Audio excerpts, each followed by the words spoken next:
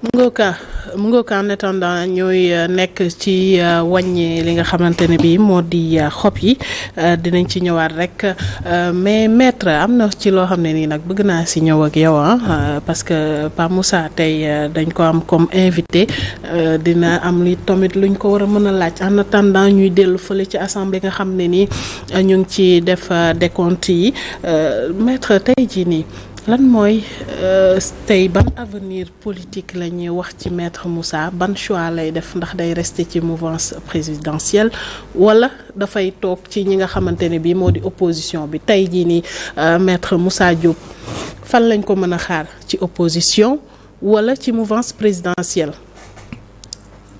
foo ma xamee woon. man laajaat naa la question. Diomaye président Macky 2012.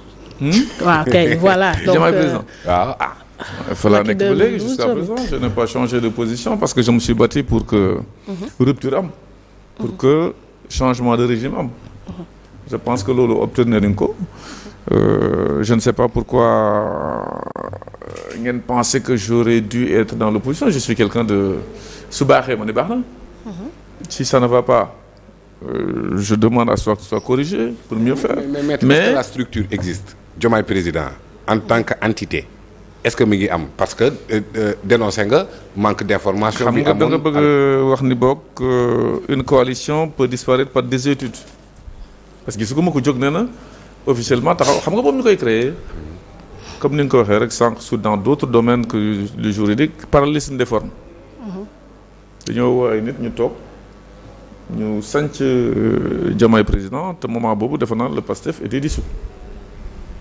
Le PASTEF a été ressuscité, je pense, par décret du 28 mars 2024. Donc, ñu créé Diomaye président moment boobu PASTEF nekk fi woon jox nañ ñu liggéey aussi dans Diomaye président pour ñu créer des commissions par là, des conditions d'adhésion yooyu yëpp ba teg fi une présidente qui s'appelle Aïda Mbodj. Je pense que ba ñu war a changer tur bi sax ñu foofu la ñuy gisee dinaan jubati mais également jub mais à notre grande surprise à la dernière minute ñëpp di xaar pour ñu demandoo aux élections parce que nous considérons que tous je pense que c'était fin août je pense parce que les élections dépôt c'est vers le 28-29 septembre c'est ça à 8 jours donc des dépôts de la clôture des dépôts li ñu yëgal daal ni bon écoutez on ne part plus avec la coalition on part avec un parti politique le PASTEF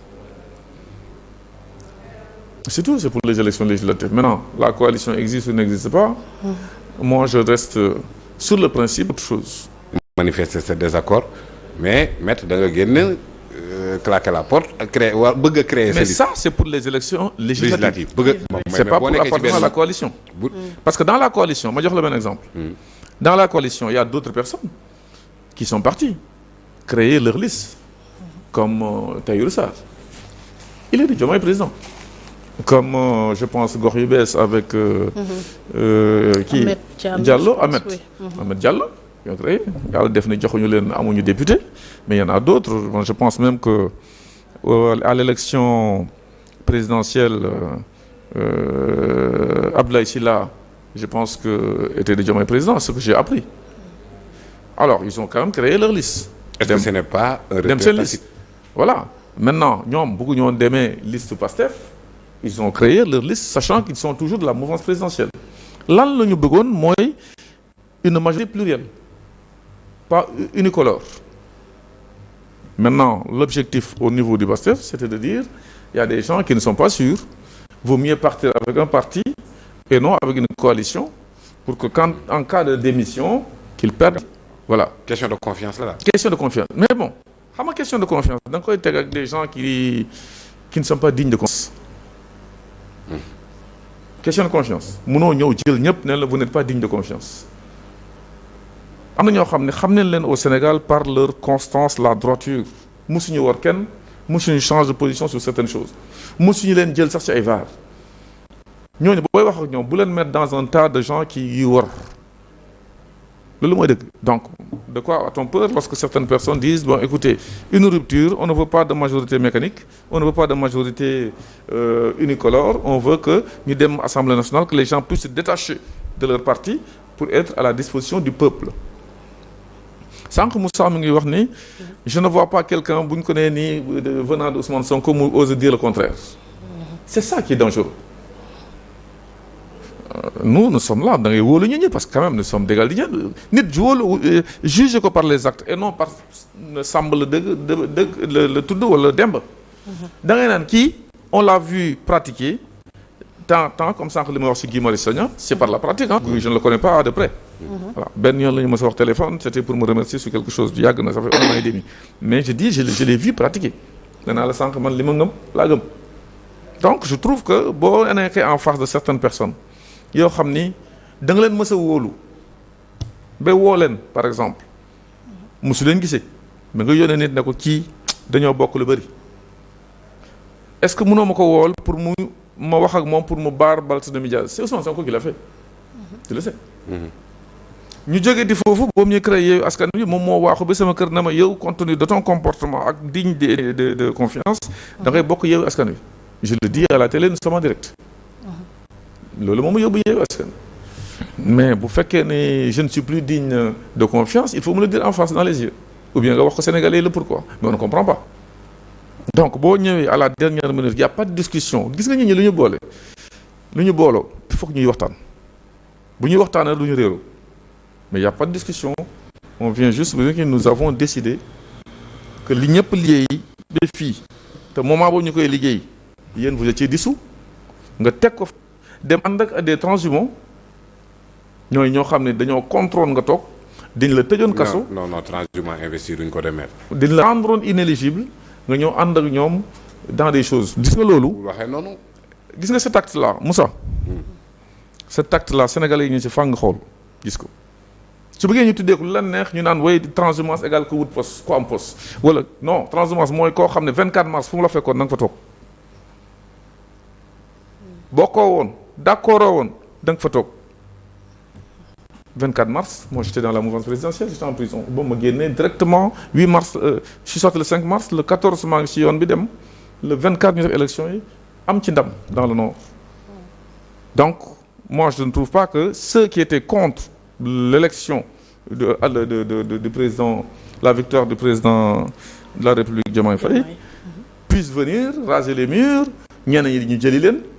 leen jëli xam nga ñu naan ñaa jëli woon yéen di leen jëli ils ont d'ailleurs boobu ñu ne kenn jëli leen ils ont déclaré nit kat bu ñëwee toog na ne yaa ma jëli yaa ma woo les choses sont établies vous avez vu dans le Mbacké Galoba il a dit clairement di maa jëli vous avez vu je ne le considère même pas comme transhumant mais bon comme que ñu ngi ko def ci cas yooyu le maire de Yeumbeul je pense que il s'appelle Bara Gaye kan Bara Gaye Bara par exemple bi daan non bu ñu dugal dañ maa jëli am ñoo xam ne dañoo naan dañoo wax ne diñ leen jëli comme Adji Mbergane pas àla ne na ko jëli wuñ la fenn yaa indi sa bopp. waaw yu si bëri nag loolu laa. non pour vous dire que y a eu de la pagaille gis nga bu ñu nee rupture il faut rompre avec certaines pratiques nit day ànd ak ngorom fu mu bokkoon lu mu gëmoon na ko assumer boo pertee nga def noonu yàlla mën na wëlbatiwaat les choses nga dellu si mais munoo ñëw xeex quelque chose bokkoo ci nga ñëw greffé wu ci. Dans des conditions yoo xam ne vraiment c'est malsain et loolu di nga ko doon xeex fii musuñu ko bëgg donc le PASTEF a toujours été contre la transhumance d'ailleurs je pense que ce jour-là le président du PASTEF recevait des artistes mu toog na le 24 mars ku mu fekkoon fenn na toog foofu. ku mu nekk fu mu la fekkoon toog fa. mais pourquoi accueillir ces gens man du ma leen je ne vous accueille pas duñu ma gis ak yow duñu ma gis ak su bëggee nag nga toog le jour du vote mënuma la empêcher nga votel ma nga def li ngay def mais man. On ne me verra pas avec vous sachant que sans vous on a eu le coup KO au mois de mars avec vous on a même perdu des voix.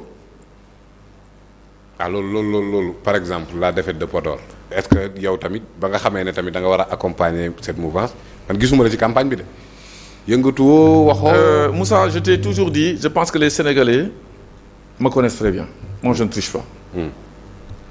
dama ñëw avec mon parti démocratiquement ñu ni ànd nag yéen ñun ñu jëm jël décision demal suñu bopp en pleine course suñu cheval gars yi damm tànk bi xam nga nu mu demee avec le mandataire. justement non c'est public. bëggoon naa ko laaj sax fu. plaintam bi sax fu mujj. c'est public da ngeen di ñëw pour certains dans le parti da ngeen di ñëw par force ñu dem Pastef minoritaire ah. ci biir sa parti. ci biir parti bi. minoritaire démocratie interne. mais minoritaire li ñu doon def léegi assemblée nationale la majorité l'emporte sur la minorité du dëgg. tout à fait. alors du ñu toogee ci biir parti bi mënoon nañ toog ma ñëw ne leen bon écoutez comme que da ngeen ma sas lu bëri. je me décidé rek tey mel na yéen a décidé je ne l'ai pas fait. j'ai convoqué une réunion dans la nuit par vidéo y compris le mandataire était ce jour-là dans la réunion. ku nekk wax sa xalaat qu'est-ce qu'on fait ñu wax la ñuy def ba d'accord que dañuy defar suñu liste ñun tamit dem on reste dans la mouvance présidentielle mais am suñuy député à l'Assemblée nationale. mandataire bi nee na d'accord na. pardon. mandataire bi ci boppam nee na d'accord na. non mais il est d'accord non seulement il est d'accord parce que bu dee woon d'accord sax daañu ne il est d'accord et deuxième chose mooy il est minoritaire bu fekkee d'accord loon sax je mets conditionnel. la majorité des gens qui sont consultés et qui sont en réunion en direct bu ñu paree kii tëj micro am keneen jël wax il était dedans mais dans sa conférence de presse qui nous a surpris et qui a surpris beaucoup de gens. Qu'est-ce qu'il dit. li ma naroon def dama ko denc. waxul. mu ne waxuma damay dem def la may def ñun dañoo d'accord nous les minoritaires dañoo d'accord pour ñu dem directement au Pastef mais boo d'accordul delloo dossier yi. Voilà. Le fait d'en abuser ça devient une infraction que tu fais moo tax dès le 30 premier jour ouvrable le dimanche la ñu tëj à 29 j'ai effectivement saisi les voies de droit c'est-à-dire une plainte à la sûreté urbaine te l'affaire ma la ko wax Moussa mënoon nañu ko fajal suñu bopp maanaam ah oui nous sommes en politique c'est-à-dire en politique xam nga ni balaa ñuy dem di naan ku tooñ ak ku tooñul fekk ñëw leen teq la ngay dégg. non. nous sommes en politique. mais. boo ànd ak koo xam ne aussi nu muy defee politique c'est autrement et respecter le droit kenn mënuma seen ñuy jàpp un mandataire di ko tabasser. defuñu ko dañoo dem porter plainte. dans une histoire flagrante parce que dafa fil na boppam ne maa def. def na waaw. xam nga nu mu ta encore flagrance.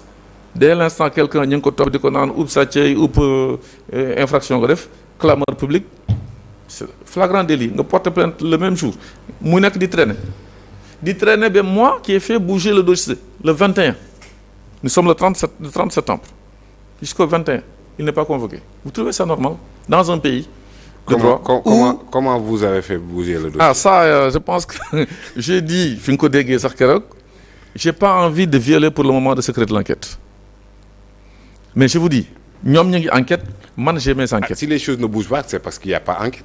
il y a pas eu enquête. yow yaa créé enquête condition enquête nga créé loolu ça ne viole pas le secret de l'enquête. du 30 date de la plainte jusqu'à la date du nu mu tudd encore du 21 il y a pas d'enquête. donc violé woo secret wu enquête parce que enquête amul. c'est parce que léegi yow da nga c'est parce que la police n'a pas fait son travail. mais léegi naka nga déclenché maintenant enquête. waxuma nga dugg ci enquête waxuma nga dugg ci enquête comme ni mu la ko waxee. waaw je l'ai dit ailleurs. Je ne le dirai pas ici sur un plateau mais je le dirai dans une conférence de presse si l'affaire ne bouge pas. si l'affaire ne bouge pas. je le dis ñoom xam nañu lu tax ñu ubbi enquête bi continuer parce que xam nañu j'allais faire une conférence de presse avec des éléments à l'appui. ni nga waxee daf mel ñëpp ñu ci nekk. j'ai des éléments. objectif waxuma la ay suppositions ay pressentiments ay flair non objectif ce gars n'a pas agi seul dans la conférence de presse am na fu mu waxee ni une haute personnalité dans l'État voilà dañ ko gis pour mu jàpp loxo Moussa yóbbu ko Pastef par force dégluwaat leen conférence bi vous verrez ce qui va se passer après. Qu'est-ce qu'il insinuait ci moment boobu. Est-ce que. lan la doon insinuer ci maanaam mën naa am kilifa bu ma waxal pour mu mën ko convaincre. vous savez élément yu ma am. xam nga ku nekk am nga ko rus par exemple mën na ne non léegi. mais am na ko nga ne élément yi nga am kooku c'est une chose. mais bu fekkee ne y a des gens avec toi yoo xam ni ils sont mêlés dans le dossier pour que forcer Moussa Diop mu bañ a dem élection ba daaneel listam confisquer ko entrer dans la clandestinité il y a un problème. Je vais juste préciser une chose Moussa et si Mme Diarra Mme Khady nit ku toog lundi ne vidéo bien je suis mandataire, je me présente, je suis mandataire de Moussa Diop, je suis adjoint au maire de Thiès Nord, mairie de Birame Souleye. C'est pas un conseil municipal. Barka suñ mënee am retour bi. voilà moom laa lay présente, signaler je suis adjoint au maire, je suis le mandataire de Moussa Diop et de AG Diorna dans ces élections-là. Il le dit, la vidéo circule. D'accord. Il est entendu le 22. moom mooy yëngale yëf yi. mu ni je ne suis pas mandataire. d'accord ñu. est-ce que kooku c'est pas un motif de. noo def ba xam lu mu d'accord Pa wax Moussa nga baal ma ñu pause foofu rek ñu mën a ñëw actuellement El Malick mu ngi wax suñ ko mënee am à l'Assemblée mais Barko suñ mënee am retour bi pour mën a xam en attendant foofu la ci Assemblée nga xam ne nii daanaka fi mu ne nii 0 heure jot na 0 heure buñ toppee ci li nga xam ne nii moom la yoon wax bu minuit jotee daanaka dañ ko war a suspendre mais am na exception Pa Moussa yaakaar na am na exception sauf bu ñu évoquer la ñu continuer